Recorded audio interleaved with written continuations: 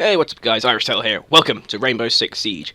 So, basically some of you guys asked me for a video on how to play shield characters, because some of you seem to be struggling with playing them correctly and sort of getting them up and staying alive. So I figure I'm going to give you guys a brief overview of how to play the shield class, what you need to be looking out for, what you need to be avoiding, and just generally how to play the class as well. So obviously the three classes, the main classes that have shields are Blitz, as I just showed you, Montagne here with his big deployable shield, and Fuze if you so choose to put it on him. Obviously that's an optional one there. I usually do the AK with him, but you can put a shield on. Now, there is also the recruit as well, if you want to do like a full team shield push, which is hilarious to watch by the way. Don't actually think I got footage of that, that's a shame. Sorry, flicking back to another video. But yeah, so shield operators. Basically, the point of the shield operator is to be the first man into a room, to push in and sort of defend and keep your team behind you. So, like, if you're going to use Montagne, obviously you can use the deployable shield and use him as almost like a roadblock, essentially. And have your teammates shoot round you. You've got Blitz, who's a good point man, go in, blind the enemy team and just stand there and call out where the players are, so your teammates can shoot them or shoot them yourself. And then Fuze, again, it's one of those classes where you use the shield mainly to push up, put your device down, and then get back and deploy it. So, you know, that's how that works. Obviously, though, that's more their skills than the shield use. So now I'm going to hop into a game. I'm going to try and show you the use of the shield, how to use it, how to stand with it, and just, you know, how to improve your game with it. So, we'll be back once I found a game. Okay guys, so as you can see here, I'm playing Montagne, and we're actually pushing in through a door. So, as you're playing a shield character, you want to remember, you are the point man, you're going in first. So as you can see, Thermite's just blown through, and I'm going in first with my ability to stand there and just hold the shield in front of me. The idea of this is that if anyone gets attacked, I'm going to be the first man in, so I'm going to take the brunt of the bullets and stop anyone taking any damage. So that means that I am basically like a walking piece of cover. Now, you have to remember when you're using a shield, there are certain times when a shield will not protect you from an enemy shooting at you. This is specifically if they're at the sides or the back of you, you're going to take damage.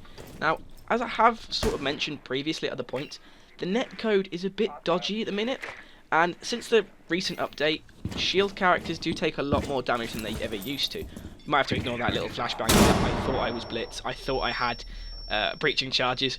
Obviously I had flashbangs. But as I was saying, the netcode's a bit different, which means that enemy players can actually cause damage on a shield player a lot easier than they ever used to. Now, as you can see here, again, we've got a case of there's an enemy in front of the room. We know he's in there, so I have to stand there, and I literally just push in, and I just deploy my shield. The idea is to protect the teammate behind, and obviously try and get the kill. Now, as I said before, you can get shot in the back and sights. Obviously, the bandit shoots me in the back, and I take damage. I push in to try and kill him, and I just sort of keep trying to face him as directly wherever he is.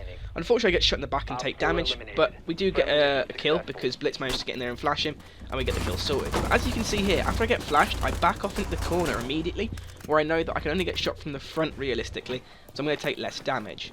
Now, here is the next game that we played, and the clip here is me playing Blitz this time. Now, again, the principle is the same. I detonate the charge, and I push in, and I crouch down to mean that my feet aren't going to get shot, and I just look for enemies. I see Pulse, so I face directly towards him, I fire a couple of shots, and I put my shield straight back up in case he returns fire.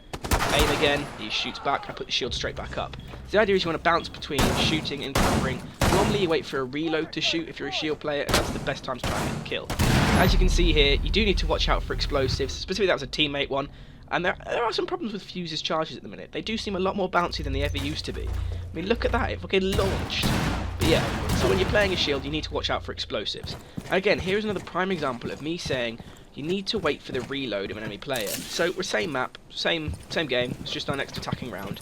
So I push up. Now, I go to the window where I know A is. We know most of the enemy team are in B, so there's only going to be a couple in A if anything. So I knock through once and I stand there. I just wait for someone to shoot. I literally just stand there and see if anyone's going to shoot towards the shield. They don't, so I hit again, I try and knock through. At that point, somebody fires, so I know there's an enemy in the room. Now what I choose to do is stand there with my shield and just soak up bullets until I see him start to reload. That's when I then take aim, because I know for a fact that he is now having to reload. He's going to come back out and he's going to try it. So I know where he's going to push, I know where he is, so I actually managed to get the kill on him. So remember guys, shield characters are defensive characters. You want to put them first in through a door when you're attacking, and you want to sort of be careful. Their only real weaknesses are explosive and flanking maneuvers. Now I'm going to show you a quick clip from another gameplay that I recorded. This clip actually explains or demonstrates the idea that players can actually get around and shoot you through walls to try and avoid actually hitting your shield front on. So we're going to flick across to that and you'll see what I mean. So as you can see guys here, I push in, I see an enemy player and he actually shoots through the door and then runs straight across and rakes the wall with bullets. The reason for that is it means he knows that the wall is actually not bulletproof as opposed to my shield, which is. So he runs across and shoots through the wall to cause damage on me. It doesn't cause much, but it's a fairly good tactic for hitting a shield player from behind. Now you're also going to see this here again. A player here knows and one of my teammates has gone down, so I'm picking up a teammate and I get shot straight in the back. Now that's because a player knows that there's probably a shield player there and he can shoot him in the back while he's facing the wrong way.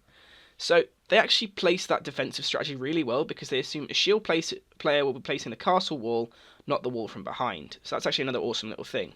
Now I haven't really touched on during this video the fact that when you're crouched down, as you see there, I do immediately when I come around the corner, you're actually not entirely bulletproof. There are certain parts of your body that might stick out which can be shot really easily, like your knees and your toes and certain things. If you stand there for too long, a player will actually just shoot you straight in those points and you'll take damage. So you need to watch out for that as well when you're playing a shield character. They are very defensive characters, they can take up bullets, but they aren't completely impervious. So if you take your time, you're careful with the class, you should improve, you should get better, and you should just be a better all-around shield player. So thanks guys, hopefully you've enjoyed the video. It's a little bit short, I would have gone into more detail, but unfortunately, the servers at the minute for Ubisoft are so dodgy, I can't seem to get many games. So hopefully, if you want any more information on the shield character, I'll come back when the servers are a little bit better, and I'll try and record a bit more gameplay. But hopefully you found what I've put here useful. It might improve your game slightly, just enough to maybe help you play those shield characters and keep them alive a bit longer. So hopefully you've enjoyed, guys, and I'll see you in the next one.